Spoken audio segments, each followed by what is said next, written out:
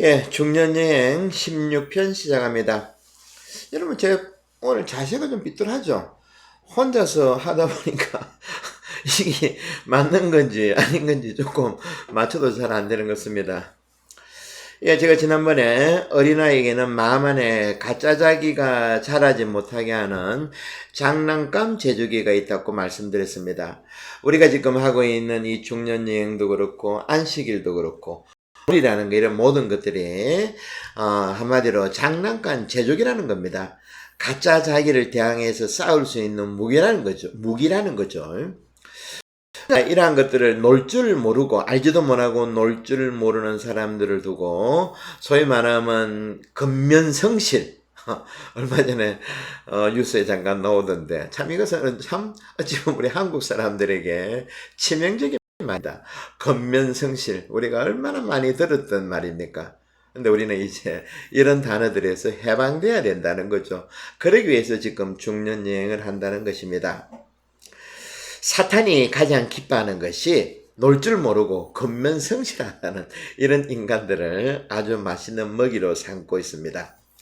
예수님께서 우리들에게 너희는 각자 십자가를 지고 나를 따라야 한다라고 말씀하셨습니다. 여러분들, 우리들의 집안에 과연 십자가가 몇 개나 되겠습니까? 여러분의 차 안에, 또 대문에, 또 문을 열고 들어서면 TV에, 방에 온갖 군데 십자가가 걸려 있을 것입니다.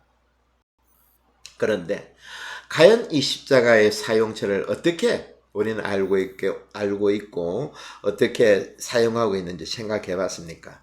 저는 십자가를 가짜 자기를 자를 수 있는 최고의 무기라고 생각합니다. 왜냐하면 예수님도 이 세상에 탄생하시고 이제 공생활을 시작하시기 전에 사막으로 가시죠. 왜 가셨겠습니까? 당신은 알아채신 겁니다.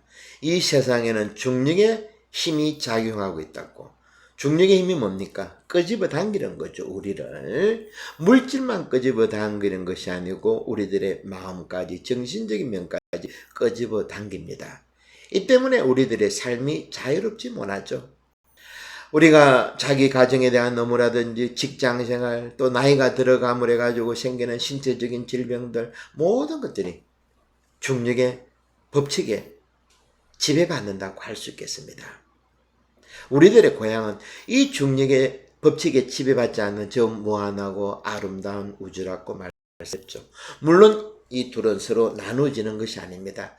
우리가 중력의 지배를 받고 있지만 저 우주와 하나로 만들 때 예수님이 우리에게 십자가로서 보여주신 것처럼 이 둘을 하나로 만들 때 그때 비로소 우리는 자유롭다고 말할 수 있겠습니다. 예수님께서 마테오 10장에 이렇게 말씀하셨죠. 내가 세상에 평화를 주러 왔다 생각하지 마라. 평화가 아니라 칼을 주러 왔다. 집안 식구가 서로 원수가 된다. 자식이 부모를, 또 며느리가 시어머니를, 형제끼리 싸우고 이러한 갈등들, 바로 예수님께서 말씀하신 십자가의 신비가 여기서 나타나는 것입니다. 십자가의 신비는 수평적으로 이 세상으로 끄집어 당기는 중력의 힘을 찍고 뚫고 수직적으로 우주로 나아가는 힘이라고 말씀드릴 수 있습니다. 그래서 공간복음에서 마테오, 마르코, 루카 세 복음사가 똑같이 이렇게 표현했습니다. 그때 예수님께서 십자가에서 매달리셔서 이제 우주를 하나로 이 세상과 우주를 하나로 만드실 때 그때 성전 휘장 한가운데가 찢어지면서 두 폭으로 갈라졌다. 과연 이것이 무엇을 말하는 것이겠습니까? 중력의 법을 찢었다는 거죠. 이 십자가의 힘이. 이 세상의 힘에 강력하게 도전하는 힘이 십자가라는 것입니다. 우리는 그동안 하더라도 이렇게 자주 성호경을 걷는데 이런 행위하더라도 십자가 걷는 성호경 행위하더라도 너무 습관적으로 기계적으로 단순하게 신앙생활 해왔다고 볼 수 있겠죠.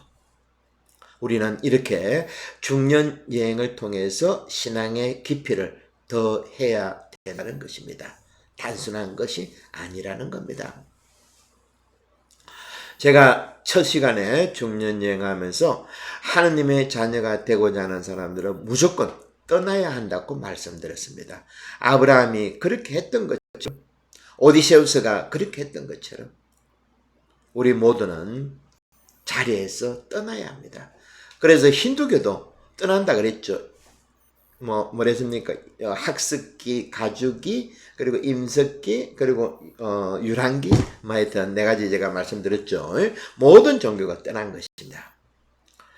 오죽했으면 우리가 흔히 쓰는 말로 요즘에는 잘 안 쓰는데 호떡집에 불 나가지고 부자 안 되는 집 못 봤다라는 그런 말을 저는 어릴 때 많이 들었습니다. 제가 부산인지라 미아당 백화점이 그 유명한 미아당 백화점 한 두세 번 불 난 거 그렇고, 그리고 해마다 겨울 되면 국제시장이 불이 났습니다. 그런데 제가 드리고 싶은 점은 뭔가 하면, 불이 나면 어떻게 됩니까? 새로 시작하죠. 그죠? 그것도 떠나는 겁니다. 이제까지 편안한 습관에서 변하는 거죠.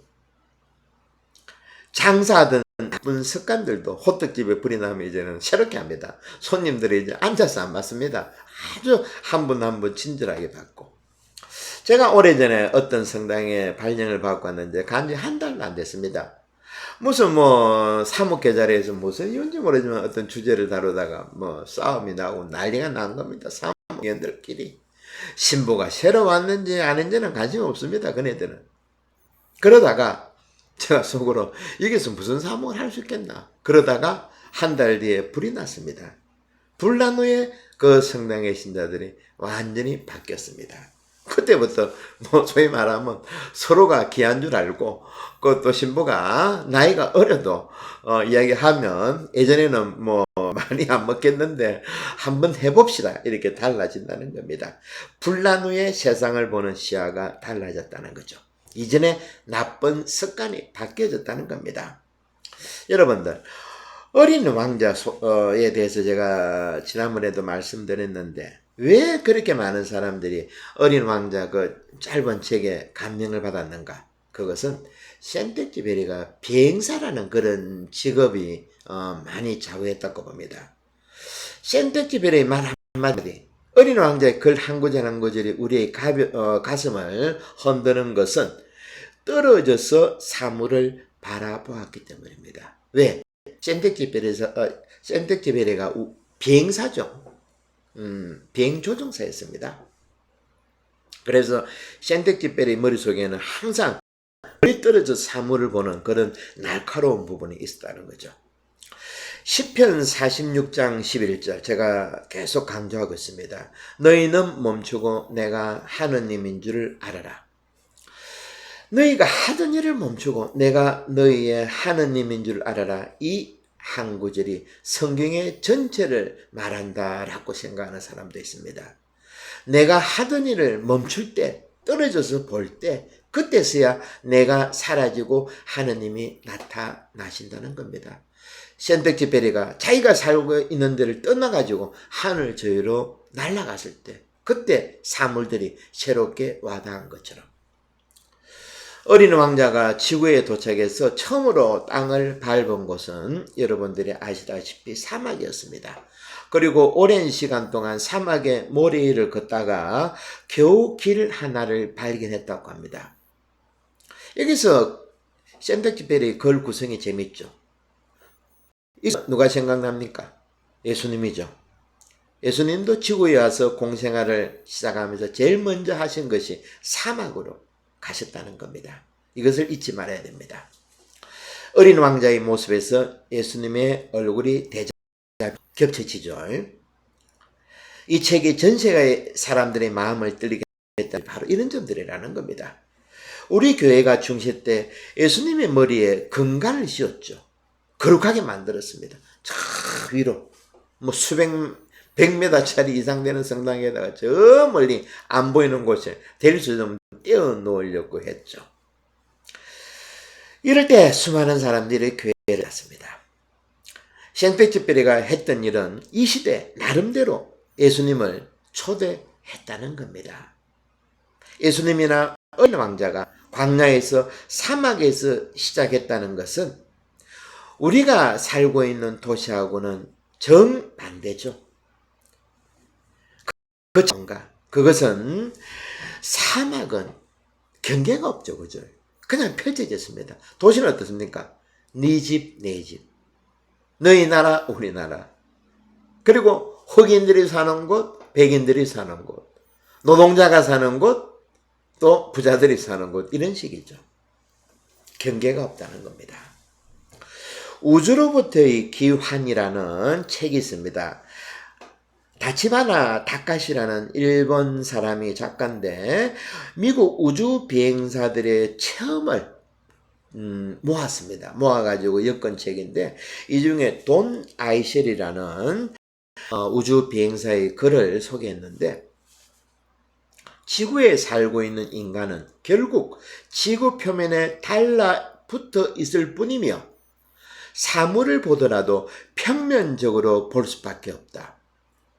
우리 지구를 많이 돌아다니더라도 문화, 생활 양식, 민족들의 풍습, 먹는 방식, 언어 모든 것이 다르다. 하지만 내가 우주선에서 지구를 보면 다르게 보이는 모든 것이 환상이었다는 것을 알았다. 나라 간에, 민족 간에 모든 것이 사소한 차이밖에 없다는 것이다. 표면적인 모든 것을 모든 것인 양 알고 살았던 내가 참으로 우스꽝스러웠다. 우주 비행사의 고백입니다. 이 고백이 좀 전에 우리가 공부했던 십자가 신비와 많이 가깝죠. 중력의 법칙을 우주 비행사는 직업 때문에 뚫고 나갔던 겁니다. 그러다 보니까 좀 우리하고는 다르게 집착에서 벗어났다는 거죠. 가짜 자기의 지배에서 자유로울 수 있었다는 겁니다. 우주 비행사라는 직업이.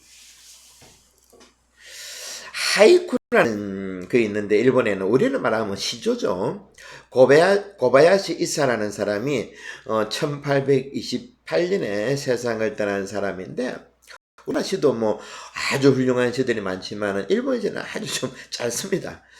어떤가 하니까 이슬같이 덧없는 세상의 이슬 속에서 서로 싸우구나. 끝입니다. 딱 한 구절이죠. 이슬같이 덧없는 세상의 이슬 속에서 서로 싸우는구나. 이렇게 싸우는 것을 좋아하는 것을 우리는 아수라 그러죠. 이슬처럼 사라지는 덧없는 일생, 한정된 시간밖에 없다는 것을 이 하이쿠라는 시가 우리에게 알려줍니다. 인간은 나이가 들어가면서 시간이 빨리 흘러간다는 점을 누구나 실감합니다. 지금 흘러가는 이 한 순간이 두 번 다시 오지 않는 귀중한 시간이라는 것을. 그런데 사소한 의견 차이 때문에 이 귀중한 시간을 소비하면서 다툽니다. 참으로 바보같죠. 지구나 우주에서 바라보면 표면적인 차이 따위는 한 점도 보이지 않고 모두 똑같아 보인다고 이야기합니다.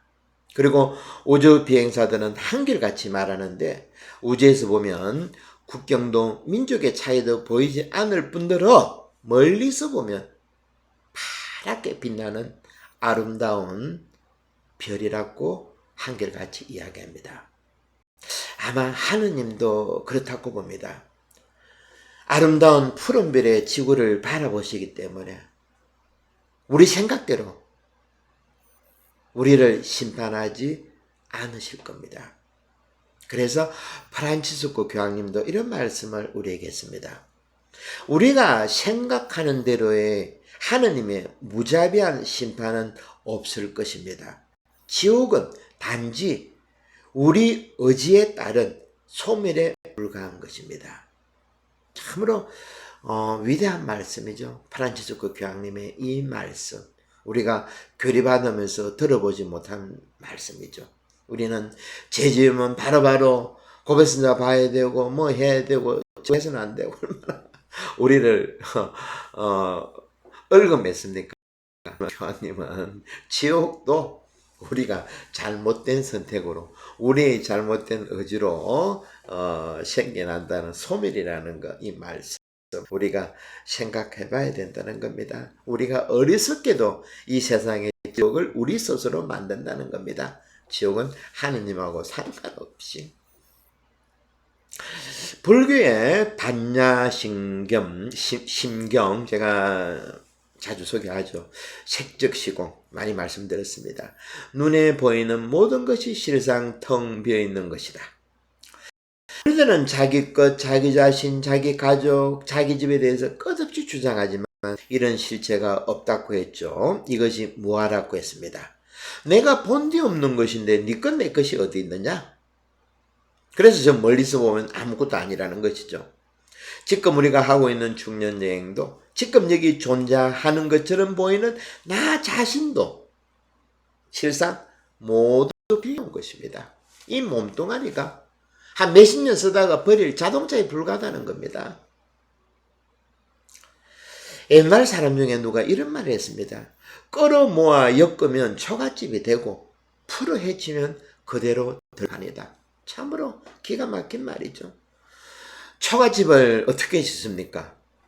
저 어릴 때 잠깐 지나가다가 본 것 같은데 요즘에는 뭐 짓지는 않죠. 초가집은 머릿속에 그려보면 들판에 나무를 기둥으로 하고 풀을 엮어가지고 지붕을 만들어서 집의 형태를 띠지만 그것을 다시 풀어 헤치면 본래의 들판으로 자연으로 되돌아가 버린다는 겁니다. 인간도 이 초가집처럼 때가 되면 빌린 것들을 다 내어놓고 우리는 떠나야 되는 그런 존재라는 거죠. 색적 시공이라는 겁니다. 이와 똑같이 예수님도 복음에서 말씀하셨는데 하느님 나라는 한 알의 겨자씨와 같다. 한 알의 겨자씨하고 색적 시공하고 같은 말입니다. 문화적인 차이 때문에 이런 단어의 차이가 드러난다. 겨자씨는 여러분 보시나 모르지만 제가 옛날에 한 봤는데 1ml 정도밖에 안 되는 정말 크게 집중하지 않으면 안 보이는 작은 것입니다. 민물이라는 거죠. 그런데 이것이 크면 새들도 깃들일 수 있을 만큼 꽤 커진다는 것입니다.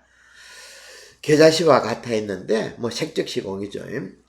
한데 우리들은 하느님의 나라를 확인하고 손으로 만지려고 심지어는 누구는 하느님 나라마저 내 손으로 차지하려고 하지만 예수님의 말씀에 따르면 겨자씨와 같다는 겁니다.